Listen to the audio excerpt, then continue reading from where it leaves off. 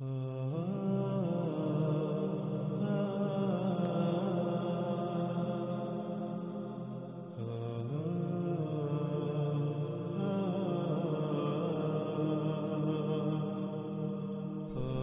Screen پر آپ کو سورہ الاعراف کی آیت نمبر 123 نظر آ رہی ہے۔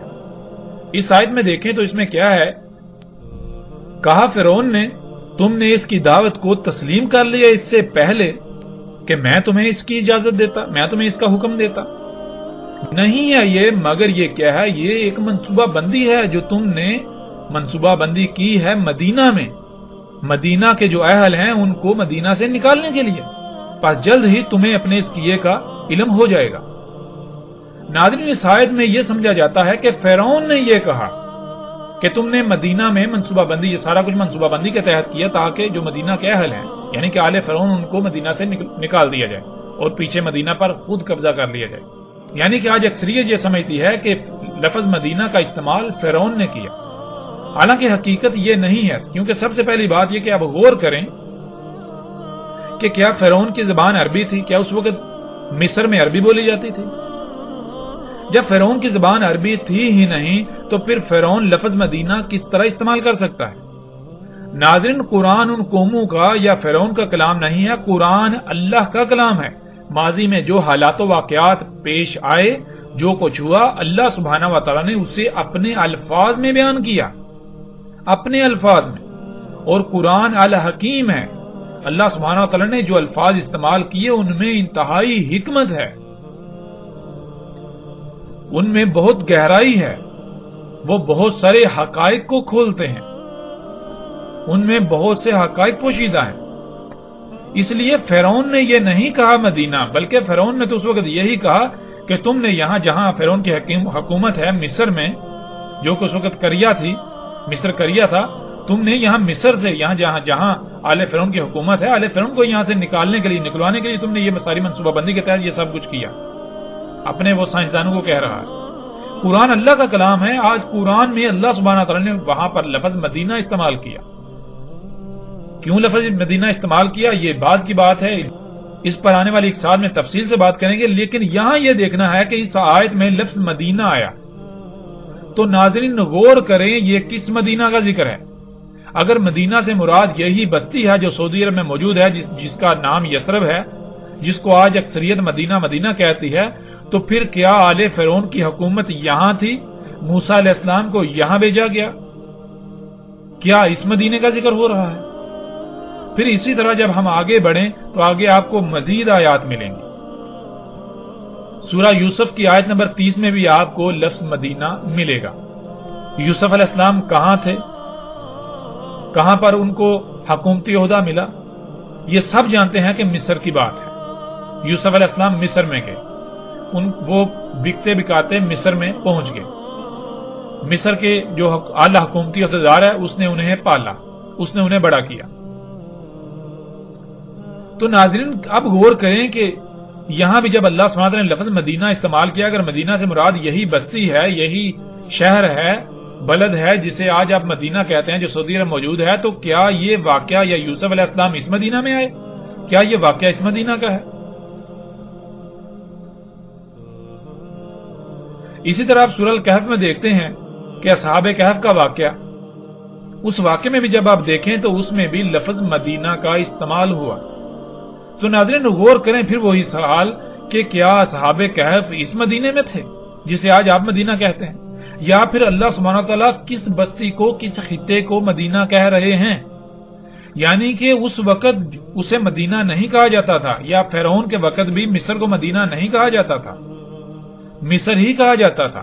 اب اللہ تعالیٰ اسے یا تو کریا کہیں گے یا پھر مدینہ کہیں گے۔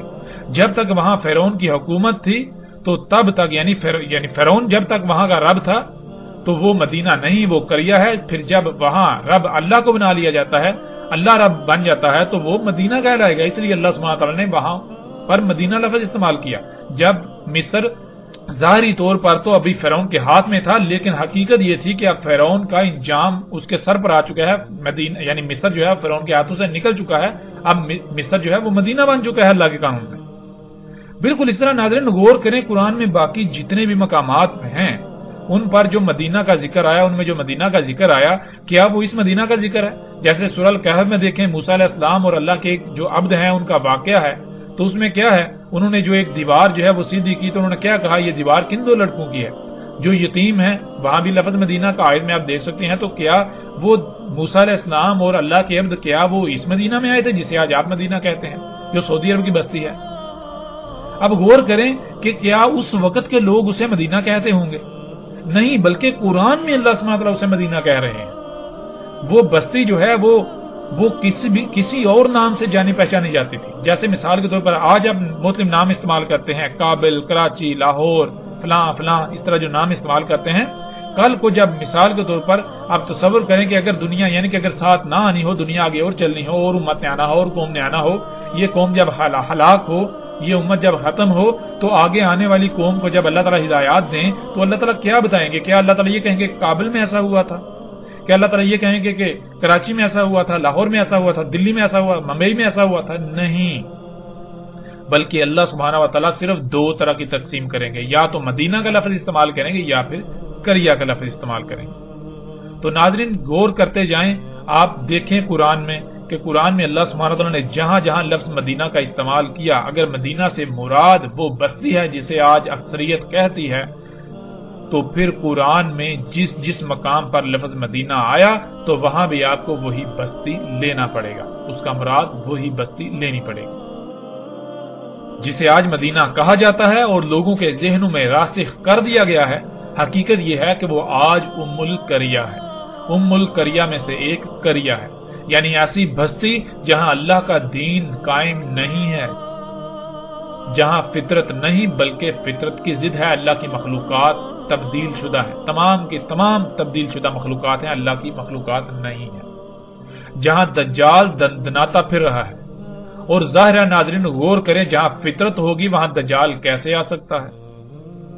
یعنی دجال تو ہے ہی فطرت کی ضد، دجال تو ہیں ہی وہ اشیاء، یعنی کہ انسان ان مخلوقات کو، ان اشیاء کو اپنے لیے فائدہ مند سمجھتا ہے، اپنے لیے مسیحا سمجھتا ہے، جو اللہ کی خلق کردہ نہیں ہے، جو اللہ کے مقابلے پر انسان نے اللہ کے ساتھ شریک بنتے ہوئے اپنے لیے خلق کی، اور انہیں اپنے لیے فائدہ مند سمجھتا ہے، اپنے لیے آسائشیں سہولتیں مسیحا سمجھتا ہے، فائدہ مند سمجھتا ہے۔ لیکن کیا حقیقت یہی ہے؟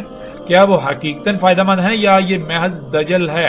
یہ تمام کی تمام اشیاء، یہ تمام کی تمام مخلوقات دجال ہیں، دجال ہے۔ ظاہر ہے جو خطہ، جو بستی، جو علاقہ فطرت پر ہوگا تو وہاں دجال کیسے آ سکتا ہے؟ جب ہے ہی فطرت تو فطرت تو دجل نہیں ہے۔ فطرت تو جو ظاہر نظر آتی ہے اس کا دوسرا پہلو بھی ویسا ہے، یعنی کہ فطرت جو ہے وہ اس کے دونوں پہلو پرفیکٹ ہیں۔ اللہ سبحانہ وتعالیٰ نے اسے مکمل خلق کیا، بغیر کسی خامی کے، بغیر کسی سائیڈ افیکٹ کے، بغیر کسی کجی کوتاہی کے، وہ مکمل، وہ پرفیکٹ ہے، وہ دجل نہیں ہے، وہ دجال نہیں ہے۔ اور جہاں فطرت نہیں ہوگی دجال وہیں ہوگا۔ پھر روایات میں ہم جب دیکھیں تو ہمیں بہت ساری ایسی چیزیں ملیں گی، ایسی باتیں ملیں گی کہ جن میں ایسے ایسے الفاظ بھی آئے۔ مثال کے طور پر روایات میں یہاں تک آیا دجال ظاہر ہوگا پوری زمین پر سوائے مکہ اور مدینہ کے، یعنی کہ مکہ اور مدینہ میں دجال داخل نہیں ہوگا، وہاں ظاہر نہیں ہوگا، وہاں موجود نہیں ہوگا، باقی پوری زمین پر دجال ظاہر ہوگا۔ ظاہر ہونا کسے کہتے ہیں؟ وہ شے جو بالکل کھلم کھلا نظر آ رہی ہے، سامنے موجود ہے۔ پوری زمین پر دجال موجود ہوگا، نظر آ رہا ہوگا، لیکن پہچانے گا اسے مومن ہی صرف۔ اب ناظرین غور کریں، دجال اگر ایک شخص ہے، ایک انسان ہے، ایک بشر ہے، تو کیا وہ بیک وقت پوری زمین پر ظاہر ہو سکتا ہے؟ پوری زمین پر نظر آ سکتا ہے سوائے مکہ اور مدینہ کے؟ بہرحال مکہ کیا ہے اس کے اوپر بھی اگلی ایک ساتھ میں آئندہ بات ہوگی۔ جیسے ہی ہمارا مدینہ کا موضوع مکمل ہوگا تو ہم پھر مکہ کے اوپر بھی بات کریں گے۔ تو ناظرین واپس آتے ہیں اپنے موضوع کی طرف کہ دجال جو ہے مدینہ میں داخل نہیں ہوگا، اور آج لوگوں کے ذہنوں میں یہ راسخ کر دیا گیا کہ مدینہ سے مراد وہ بستی، وہ شہر ہے جو سعودی عرب میں موجود ہے، جس کا نام یثرب ہے۔ لیکن حقیقت کیا ہے؟ حقیقت یہ نہیں ہے۔ مسلم کی روایت جو آپ کو اس وقت اسکرین پر نظر آ رہی ہے اس میں دیکھیں، اس میں رسول اللہ صلی اللہ علیہ وآلہ وسلم نے مدینہ کیا ہے اس کی کس طرح سے نشاندہی کی، اس کی وضاحت کس طرح سے کر دی کہ مدینہ کسے کہتے ہیں، مدینہ ہوتا کیا ہے۔ کہا رسول اللہ صلی اللہ علیہ وآلہ وسلم نے کہ مجھے حکم ہوا ہے، مجھے امر ہوا ہے ہجرت کا ایسی قریہ کو جو کھا جائے گی تمام قریہ کو۔ کہا جاتا ہے اسے یثرب، اور حالانکہ یعنی در حقیقت وہ کیا ہے، وہ مدینہ ہے، یعنی کہ اس کا قدر میں اس کو مدینہ کر دیا گیا۔ مدینہ لوگوں کی ایسے چھانٹی کر دیتا ہے جیسے بھٹی لوہے کا خبز، گند، زنگ وغیرہ چھانٹی کر کے اس سے دور کر دیتی ہے، لوہے سے زنگ کی، گند کی نفی کر دیتی ہے۔ ناظرین، ہمیں اس روایت میں بالکل واضح رسول اللہ صلی اللہ علیہ وآلہ وسلم کے یہ الفاظ ملتے ہیں کہ جب رسول اللہ صلی اللہ علیہ وآلہ وسلم نے ہجرت نہیں کی تھی اور ہجرت کا حکم رسول اللہ صلی اللہ علیہ وآلہ وسلم کو مل گیا تھا، تو اس وقت رسول اللہ صلی اللہ علیہ وآلہ وسلم نے یثرب کو مدینہ نہیں کہا بلکہ یثرب کو ام القریہ کہا۔ رسول اللہ صلی اللہ علیہ وسلم نے کہا کہ مکہ سے یثرب کی طرف ہجرت کا اللہ سبحانہ تعالی نے حکم دیا ہے اور یثرب کو قریہ کہا ہے، تو غور کریں، ہجرت سے پہلے یثرب کو رسول اللہ صلی اللہ علیہ وآلہ وسلم قریہ کہہ رہے ہیں، ایسی قریہ جو تمام قریہ کو کھا جائے گی۔ پھر رسول اللہ صلی اللہ علیہ وآلہ وسلم کہتے ہیں حالانکہ وہ مدینہ ہے، یعنی کہ رسول اللہ صلی اللہ علیہ وسلم کی ہجرت سے پہلے وہ قریہ تھی، جیسے ہی ان کو ہجرت کا حکم ہوا ہے تو اب اس کی قدر میں لکھا جا چکا، یعنی کہ اس میں کی یہ قسمت میں ہے کہ اب وہ مدینہ بن جائے گی، قریہ نہیں رہے گی، یعنی کہ ہجرت کا حکم ہو گیا ہے تو ظاہر ہے ہجرت کا حکم کہاں ہوگا؟ وہ قریہ تھی، ایسی بستی تھی جہاں اللہ کا دین قائم نہیں تھا، جہاں فطرت نہیں تھی، جہاں فطرت میں مداخلت کی جا رہی تھی، اور جب اللہ سبحانہ و تعالیٰ نے رسول اللہ صلی اللہ علیہ وسلم کو ہجرت کا حکم دیا تو اب وہ قریہ نہیں رہے گی بلکہ اب وہاں فطرت قائم ہو جائے گی، اب وہاں فطرت میں تبدیلیاں نہیں کی جائیں گی، مداخلت نہیں کی جائے گی، یوں وہ پھر مدینہ کہلائے گا۔ پھر وہ مدینہ کیا ہے؟ رسول اللہ صلی اللہ علیہ وسلم نے کہا تھا کہ وہ تمام قریہ کو کھا جائے گی، یعنی جب یثرب جو کہ ام القریہ ہے وہ قریہ سے مدینہ بن جائے گی، یہاں یعنی دین قائم ہو جائے گا، وہاں دین قائم ہو جائے گا تو وہ قریہ سے مدینہ بن جائے گا، پھر وہی مدینہ آس پاس کی تمام قریہ کو کھا جائے گا، یعنی قریہ کا وجود مٹا دے گا۔ مطلب یہ کہ یا تو وہاں اللہ کا دین قائم ہو جائے گا، وہاں کے رہنے والوں کو فطرت پر قائم ہونا پڑے گا، فطرت میں مداخلت سے باز آنا پڑے گا، یا پھر انہیں صفا ہستی سے مٹا دیا جائے گا۔ یہ تھا اس قریہ کا تمام قریہ کو کھانا۔ اور ناظرین حقیقت دیکھیں، کیا ایسا نہیں ہوا؟ ذرا غور تو کریں، کیا ایسا نہیں ہوا؟ لیکن اگر ہم مدینہ سے مراد یثرب کو لے لیں تو سوال یہ پیدا ہوتا ہے کہ پھر رسول اللہ صلی اللہ علیہ وآلہ وسلم نے ہجرت سے پہلے مدینہ کیوں نہیں کہا تھا؟ یعنی رسول اللہ صلی اللہ علیہ وسلم نے ہجرت سے پہلے اسے مدینہ نہیں بلکہ قریہ کہا،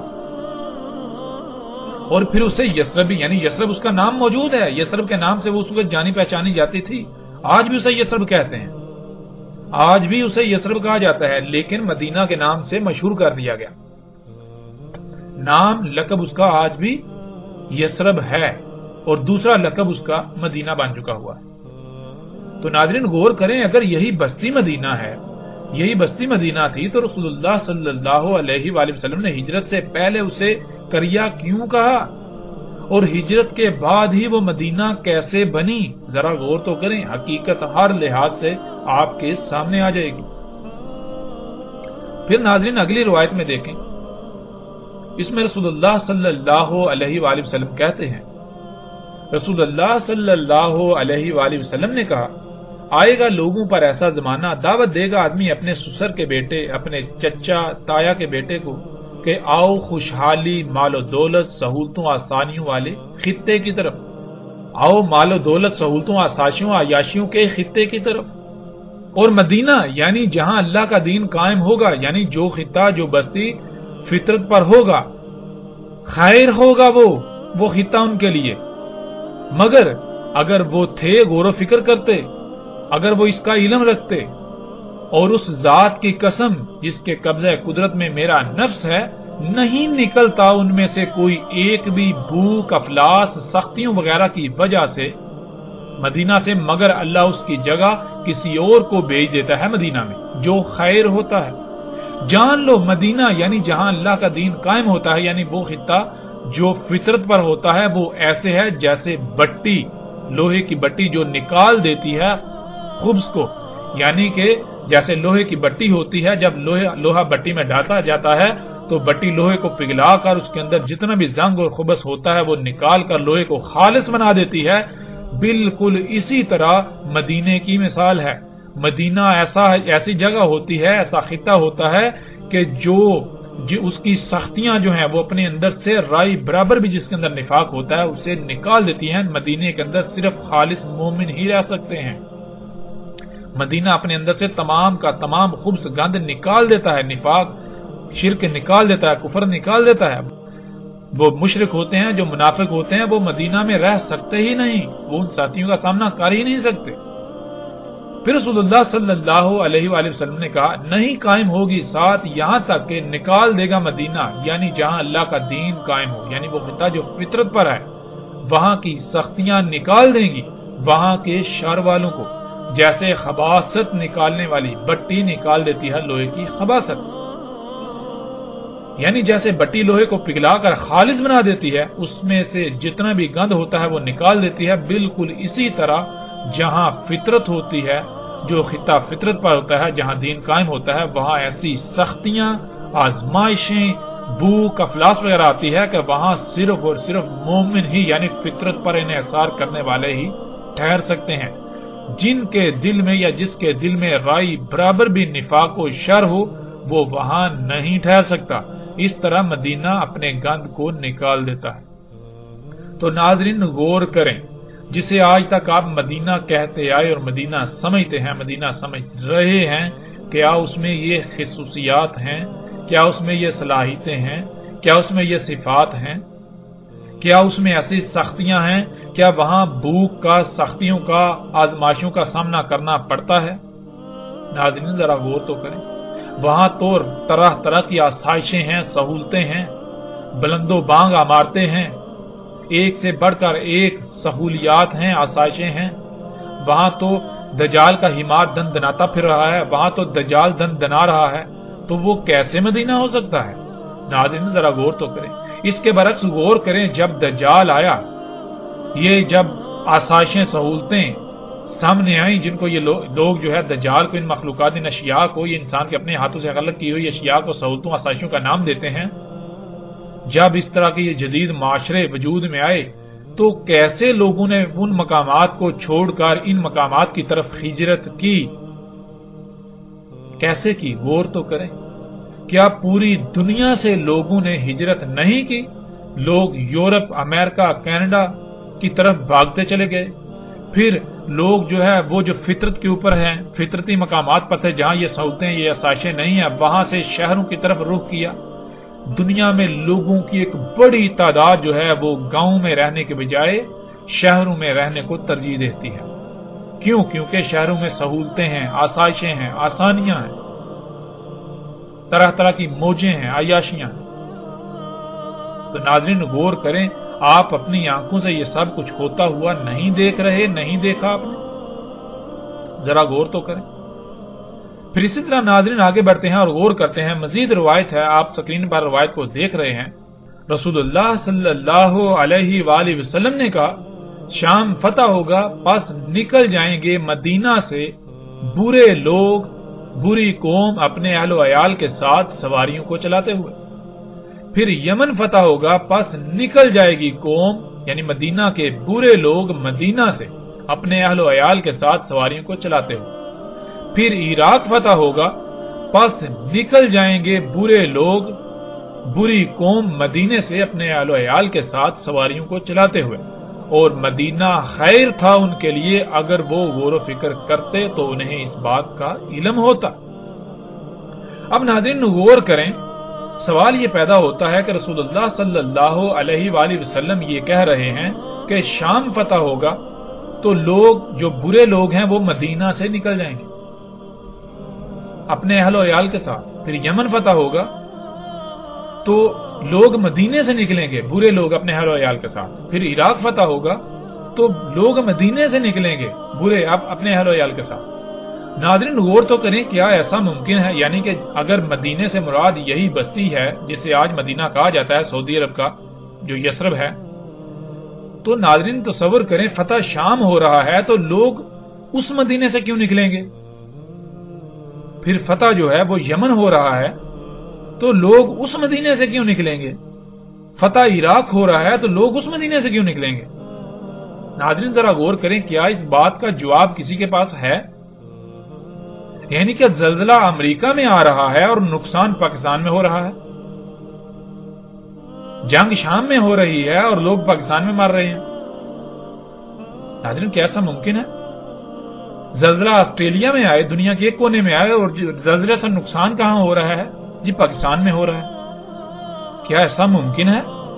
ناظرین غور تو کریں، اس کا جواب بالکل واضح ہے۔ جیسے رسول اللہ صلی اللہ علیہ وآلہ وسلم نے کہا تھا، ہجرت سے پہلے یثرب کو قریہ کہا، ہجرت کے بعد وہ مدینہ بن گئی۔ بالکل اسی طرح شام فتح ہوگا تو ناظرین شام فتح کن کے ہاتھوں ہوگا؟ غور تو کریں، کن کے ہاتھوں شام کے فتح ہونے کی بشارت رسول اللہ صلی اللہ علیہ وسلم نے دی تھی؟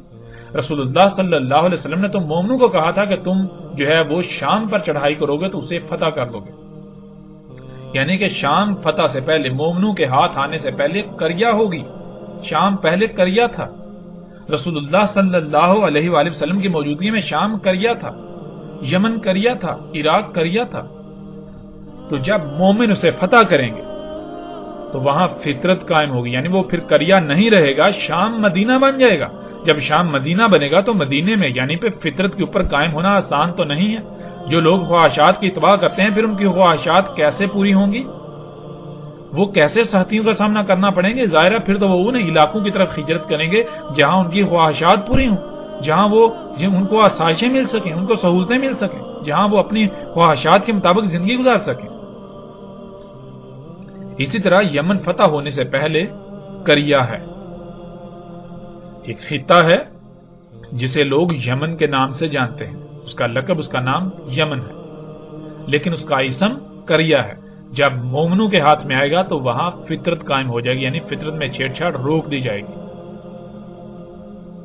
تو وہ مدینہ کہلائے گا، مدینہ بن جائے گا۔ جب یمن مدینہ بنے گا تو ظاہر ہے پھر مدینے میں برے لوگ کیسے رہ سکتے ہیں؟ جن کے اندر رائے برابر بھی نفاق ہو وہ کیسے رہ سکتے ہیں مدینے میں؟ اس طرح ناظرین جب فتح عراق ہوگا تو عراق فتح ہونے سے پہلے قریہ ہے۔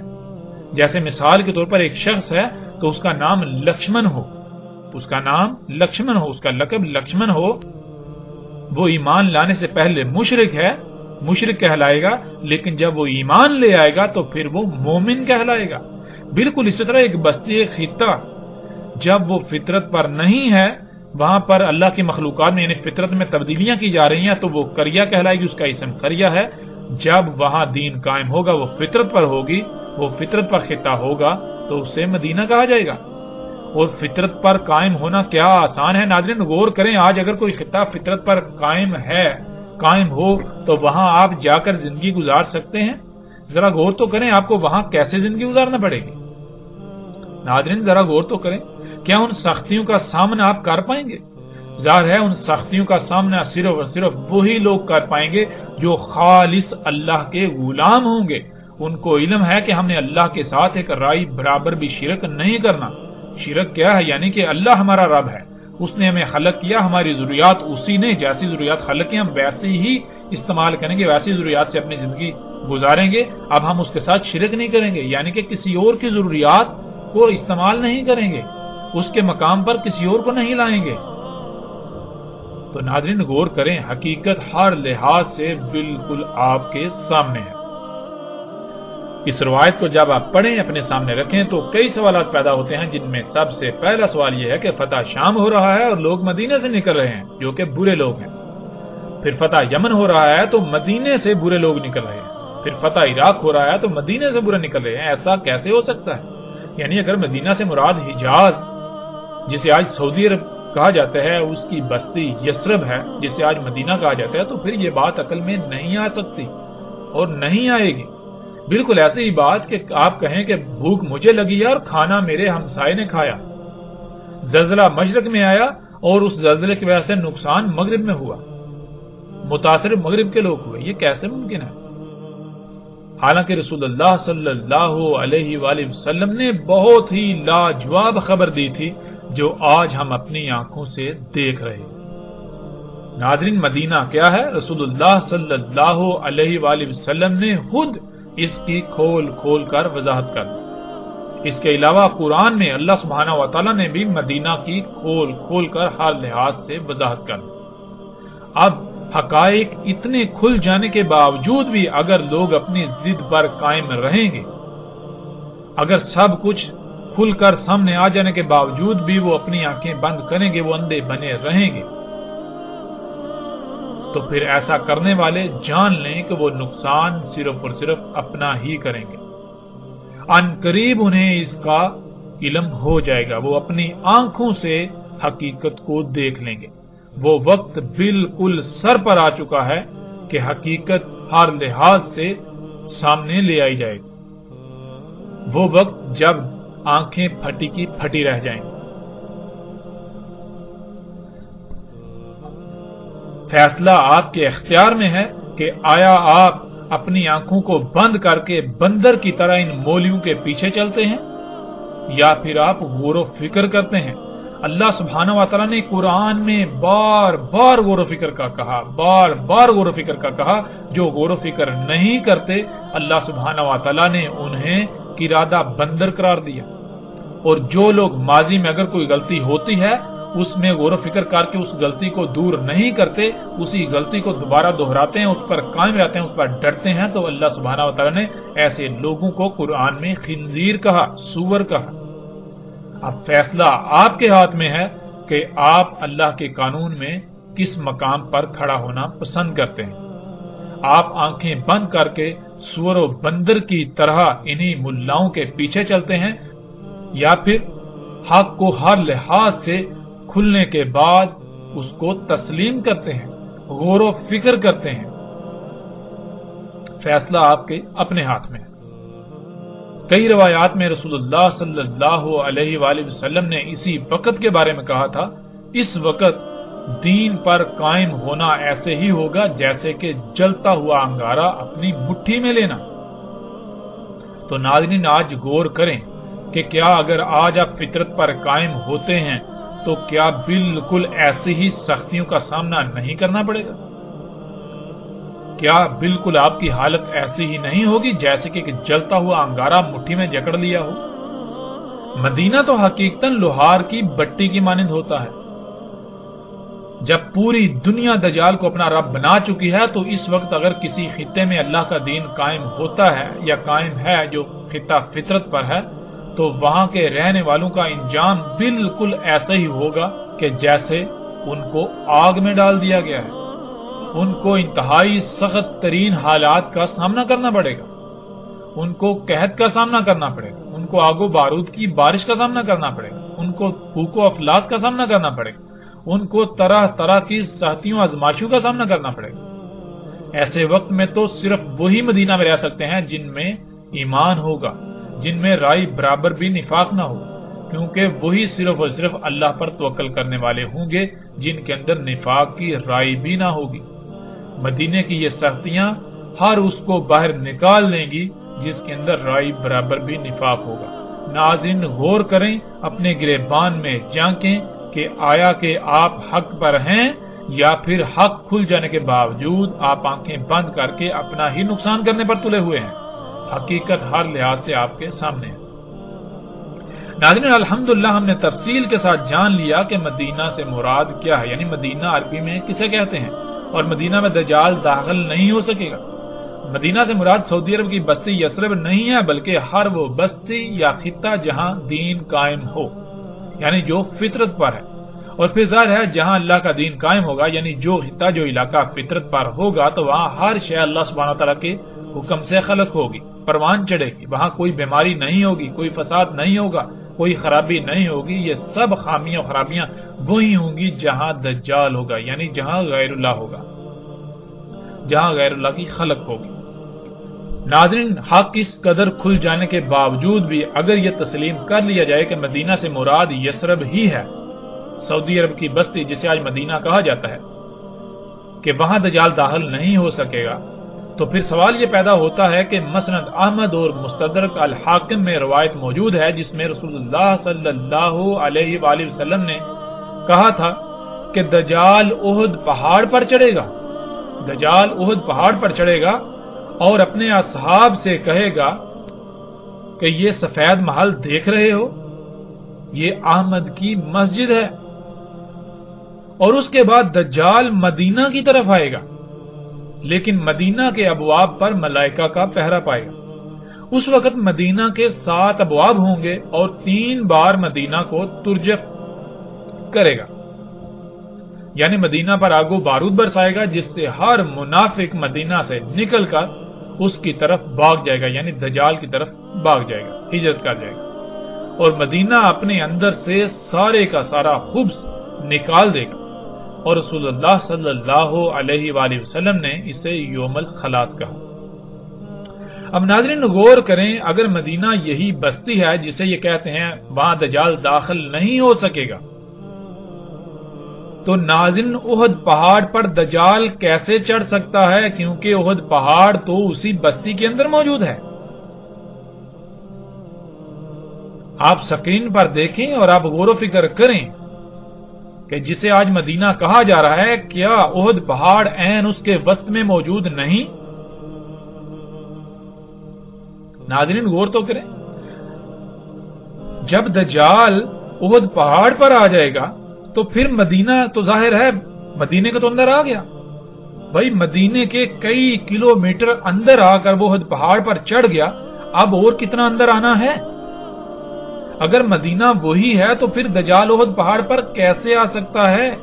اور پھر رسول اللہ صلی اللہ علیہ وسلم یہ کہہ رہے ہیں کہ احد پہاڑ پر آئے گا، اس کے بعد وہاں سے وہ مدینے کی طرف رخ کرے گا، وہاں سے مدینے کی طرف رخ کریں گے، مدینے کی طرف جانے کا ارادہ کرے گا۔ اب ناظرین یہ دیکھیں کہ یثرب جسے یہ مدینہ کہتے ہیں، وہاں تو پہلے ہی دجال موجود ہے، احد پہاڑ کے اوپر پہلے ہی اس مدینے میں دجال موجود ہے جسے یہ مدینہ قرار دیتے ہیں۔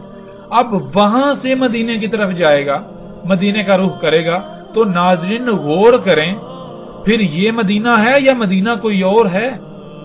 یہ تو بات بالکل واضح ہوتی ہے کہ یہ مدینہ نہیں ہوگا اس وقت مدینہ کچھ اور ہوگا، کوئی اور خطہ ہوگا، اور مدینہ کے 7 ابواب ہوں گے اس وقت، ان پر ملائکہ کا پہرا ہوگا۔ ناظرین ابواب باب کی جمع ہے، باب کا ترجمہ دروازہ کیا جاتا ہے، دروازے کو باب نہیں کہتے۔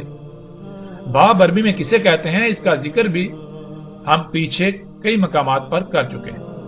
باب کسی مادی دروازے کو نہیں کہتے، بلکہ باب کہتے ہیں داخل ہونے یا نکلنے کے مقام کو۔ قرآن میں اللہ سبحانہ وتعالی نے کئی مقامات پر لفظ اولی الالباب کا، جو باب کو اپنا ولی بناتے ہیں، اپنے مشن میں اپنا معاونتکار بناتے ہیں، ان کے لیے ہدایت ہے، وہ حق کو سمجھ سکتے ہیں۔ تو کیا ناظرین لوگوں کے دماغوں میں سارے میں دروازے ہوتے ہیں؟ اس طرح کے دروازے مادی دروازے ہوتے ہیں؟ نہیں۔ جیسے اگر کسی کے ذہن میں کوئی بات ڈالنی چاہیں اور وہ انسان اس بات کو تسلیم نہ کر رہا ہو، یعنی اسے اپنے دماغ میں داخل نہ ہونے دے رہا ہو، تو اس کی کسی کمزوری کو سامنے رکھ کر اس کمزوری کا فائدہ اٹھاتے ہوئے یا کسی دلیل کی بنیاد پر اس بات کو اس انسان کے دماغ میں داخل کر دی جائے، داخل کرنا، تو وہ کمزوری یا وہ دلیل باب کہلائے گی۔ دجال یعنی یہ ٹیکنالوجی، یہ ایجادات مدینہ جہاں دین قائم ہے، جو فطرت ہے، وہاں داخل ہونے کی کوشش کرے گا تو 7 ویک پوائنٹ ہوں گے، یعنی 7 رستے ہوں گے، 7 باب ہوں گے، یعنی کہ ٹیکنالوجی کے وہاں داخل ہونے کے 7 رستے ہوں گے، 7 ایسے پوائنٹس ہوں گے، 7 ایسی کمزوریاں ہوں گی، یعنی کہ مدینے کے 7 ویک پوائنٹس ہوں گے جن کا فائدہ اٹھاتے ہوئے یہ مخلوقات وہاں داخل ہوں گی، داخل ہونے کی کوشش کریں گی۔ ایسا ہرگز نہیں ہے کہ وہ 7 فزیکلی دروازے مادی دروازے، نہیں، بالکل نہیں۔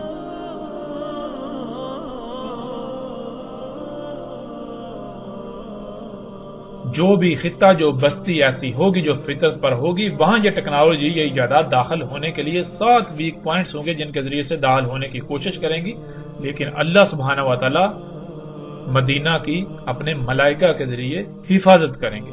یعنی کہ اس ٹیکنالوجی کی ایجادات کو وہاں داخل نہیں ہونے دیں گے. اگر داخل ہوگی بھی تو صرف اسی حد تک کہ وہ جو 7 ویک پوائنٹس ہے ان کی حد تک انتہائی تھوڑی، جو کہ بعض روایات میں یہ بات ملتی ہے کہ دجال جو ہے وہ مدینہ میں داخل ہونے کی کوشش کرے گا تو اس کی یعنی کہ کچھ چیزیں دجال کی جو ہے وہ داخل ہو پائیں گی. کچھ چیزیں جن میں کھادوں کا ذکر ہے، جن میں جنیاتی بیجوں کا یا اس طرح کی یعنی اس طرح کی کچھ چیزوں کا ذکر ہے کہ یہ چیزیں مدینہ کی حدود میں داخل ہو پائیں گی. اب ناظرین سوال تو یہ پیدا ہوتا ہے کہ اگر مدینہ یہی ہے جس کا نام یثرب ہے تو پھر دجال احد پہاڑ پر کیسے چڑھ گیا؟ حالانکہ احد پہاڑ تو یثرب کے اندر موجود ہے. حجاز کی بستی جس کا نام یثرب ہے اور مدینہ کے نام سے مشہور ہے، اس کا رقبہ 227.4 مربع میل ہے. احد پہاڑ یثرب کے عین وسط میں موجود ہے. احد پہاڑ مسجد نبوی سے صرف 3.52 کلومیٹر کی دوری پر ہے. اس کے برعکس مسجد قباء جو کہ یثرب میں ہی موجود ہے وہ احد پہاڑ سے بھی آگے مسجد نبوی سے 11.4 کلومیٹر کی دوری پر واقع ہے. یعنی احد پہاڑ تو یثرب کے درمیان واقع ہے، یثرب کے وسط میں موجود ہے.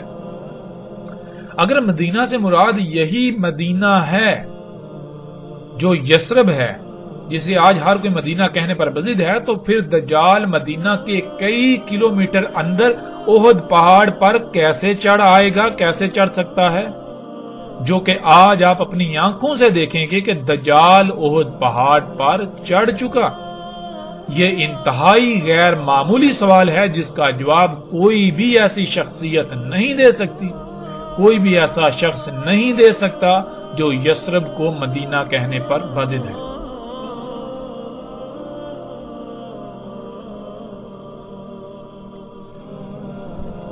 ناظرین جیسے جیسے ہم آگے بڑھیں گے تو آگے ایسی روایات بھی آئیں گی جن میں رسول اللہ صلی اللہ علیہ وآلہ وسلم کے یہ الفاظ ملیں گے کہ رسول اللہ صلی اللہ علیہ وآلہ وسلم نے اس وقت کے بارے میں کہا تھا کہ اس وقت الحجاز سے نکل جانا. تم کیا کرنا؟ حجاز سے ہجرت کر جانا، وہاں سے نکل جانا، وہاں نہ رہنا، وہاں سے اپنے اہل و عیال کو لے کر نکل جانا. تو جو اللہ کے رسول حجاز سے نکلنے کا حکم دے رہے ہیں وہ کیسے حجاز کے اندر ایک بستی کو مدینہ کہہ سکتے ہیں اس وقت کے لیے؟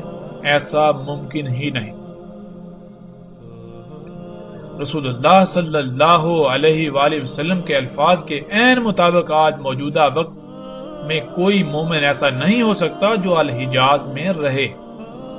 جو رہیں گے وہ سب کے سب دجال کی اتباع کر رہے ہوں گے، دجال کو اپنا رب بنائے ہوئے ہوں گے. دجال ٹیکنالوجی ہے، یہی ایجادات ہیں، یہی اشیاء ہیں جو فطرت کی ضد ہیں، فطرت کے مقابلے پر جو ہیں. موجودہ دور کی تمام ایجادات دجال آج احد پہاڑ پر موجود ہے جسے آج آپ اپنی آنکھوں سے دیکھ سکتے ہیں. احد پہاڑ پر بڑے بڑے ٹاورز لگے ہوئے آپ دیکھ سکتے ہیں.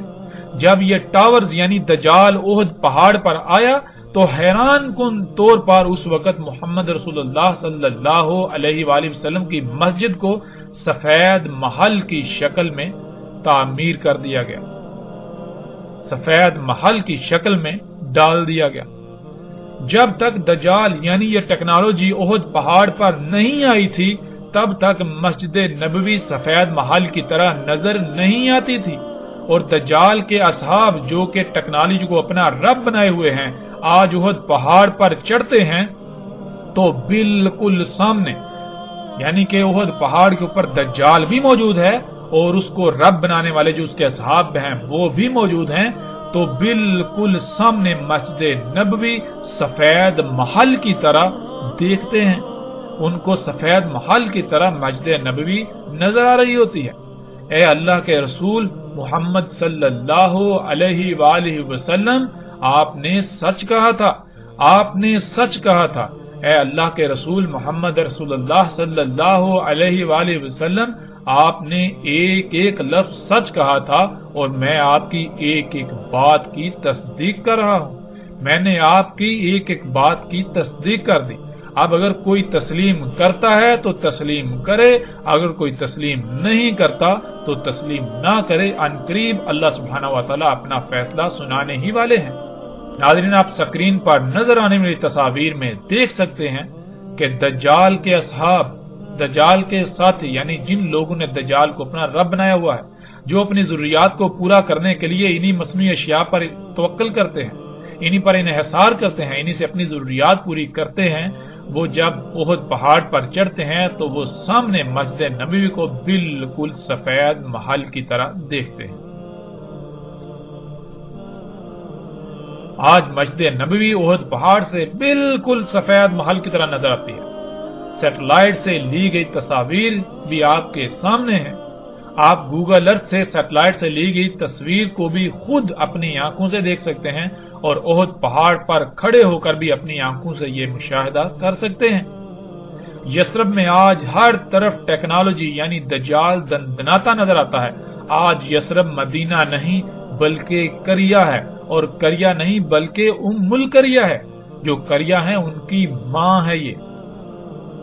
جیسے رسول اللہ صلی اللہ علیہ وآلہ وسلم نے کہا تھا کہ دین اجنبی تھا اور عنقریب دوبارہ اجنبی ہو جائے گا، تو جب دین اجنبی تھا رسول اللہ صلی اللہ علیہ وآلہ وسلم کی بعثت سے پہلے، جب دین اجنبی تھا تو اس وقت یثرب کریا تھی، تو پھر جب دوبارہ دین اجنبی ہو جائے گا تو کیا یثرب مدینہ رہے گا یا پھر کریا بن جائے گا؟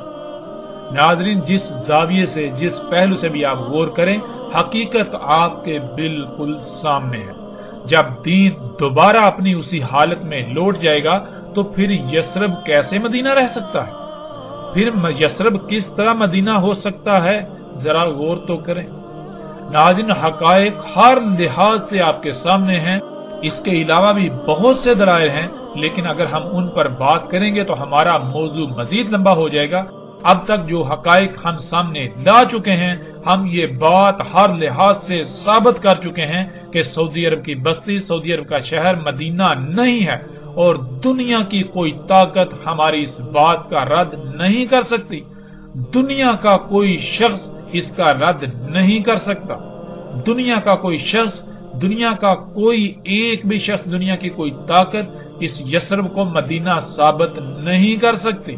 اللہ کے فضل سے جن لوگوں نے آج تک گمراہ کیا، ان کی حقیقت آپ کے بالکل سامنے آ چکی۔ جیسے جیسے ہم آگے بڑھیں گے تو اللہ کے فضل سے مزید ایسے ایسے حقائق آپ کے سامنے آئیں گے کہ آپ دنگ رہ جائیں گے، آپ چونک جائیں گے کہ ان حقائق کو آپ سے کیوں چھپایا گیا۔ بہرحال اس میں صرف اس طبقے کا ہی قصور نہیں، اس میں آپ کا بھی قصور ہے کہ آپ بندروں کی طرح ان لوگوں کے پیچھے پیچھے اس طرح چلتے ہیں کہ جیسے بندر کسی کی نقل کرتا ہے، خود سے غور و فکر نہیں کرتا۔ آپ بھی خود سے غور و فکر نہیں کرتے۔ آپ اپنی آنکھیں بند کر کے ان لوگوں پر اس طرح اعتماد کر رہے ہیں کہ جیسے کہ یہ اللہ کے بھیجے ہوئے ہیں، یہ اللہ کے رسول ہیں۔ جب یہ اللہ کے رسول نہیں ہیں تو آپ کیوں ان لوگوں پر اعتماد کر رہے ہیں آنکھیں بند کر؟ آپ خود سے غور و فکر کیوں نہیں کرتے؟ قرآن میں اللہ سبحانہ و تعالی نے بار بار بار بار اس کے اوپر زور دیا کہ غور و فکر کرو، غور و فکر کرو، غور و فکر کرو، اندھوں کی طرح اپنے آباء و اجداد کے پیچھے نہ چلو، ان لوگوں کے پیچھے نہ چلو۔ تو ناظرین، پھر قصور کس کا؟ قصور اس طبقے سے بڑھ کر تو پھر آپ کا اپنا بن جاتا ہے۔ ذرا غور تو کریں۔ ہاں، یہ باتیں آپ کو کڑوی لگیں گی، ان باتوں سے آپ کو تکلیف ہوگی، لیکن یہ جان لیں وقتی طور پر تکلیف ہونے سے حقیقت بدل نہیں جائے گی، حق بدل نہیں جائے گا۔ تکلیف ہونے سے یا برا محسوس کرنے سے حق بدل نہیں جائے گا۔ بعد میں آپ کو سوائے پچھتاوے کے کچھ نہیں ملے گا۔ بعد میں آپ کہیں گے کاش اس وقت جب حق واضح ہوا تھا تو اس کو تسلیم کر لیتے، کاش اس وقت حق کو مان لیتے، اندھوں کی طرح ان لوگوں کے پیچھے نہ چلتے۔ بعد میں ناظرین سوائے کاش کے کچھ نہیں رہے گا۔ غور کریں، پچھلی ایک ساتھ میں پچھلی اقوام کے اوپر کھول کھول کر بات ہو چکی کہ ان اقوام نے کیا کیا تھا اور ان اقوام کے ساتھ کیا ہوا۔ آج ان کا آپ کو نام و نشان تک نہیں ملتا، اور آخرت میں ان کے ساتھ کیا ہونا ہے، کیا ہوگا، اس کی بھی وضاحت اللہ سبحانہ وتعالی نے قرآن میں کر دی۔ ناظرین، کہیں ایسا نہ ہو کہ آپ حق ہر لحاظ سے کھل کر واضح ہو جانے کے باوجود بھی اپنی خواہشات کی ہی اتباع میں اپنے آپ کو نشان عبرت بنوا بیٹھیں، دنیا اور آخرت میں انتہائی ہلاکت خیز سودا کر بیٹھیں۔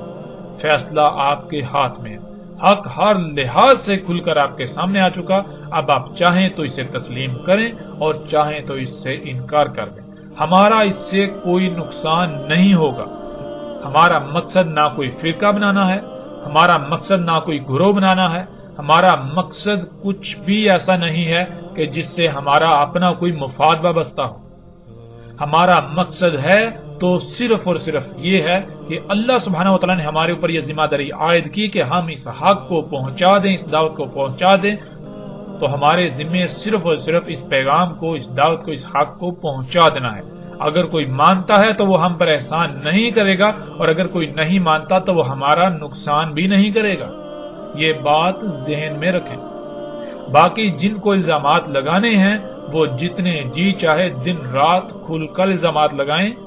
وقتی طور پر اس وقت تو وہ یہ سمجھیں گے کہ ہم بہت بڑا کارنامہ انجام دے رہے ہیں، ہمیں فتح حاصل ہو رہی ہے، ہم بہت بڑے مارکے انجام دے رہے ہیں، لیکن جب وقت اپنا فیصلہ سنائے گا تو پھر سوائے حسرت کے کچھ نہیں رہے گا، پھر سوائے پچھتاوے کے، پشیمانی کے کچھ ہاتھ نہیں آئے گا۔ اور ہم اللہ کے فضل سے جلد بازوں میں سے نہیں ہیں، ہم اجرت پسندوں میں سے نہیں ہیں، ہم تو وقت کا انتظار کرنے والے میں سے ہیں۔ ہم اس وقت کا انتظار کریں گے جب اللہ سبحانہ وتعالی اپنا فیصلہ سنائے گا تو نتائج سامنے آئیں گے۔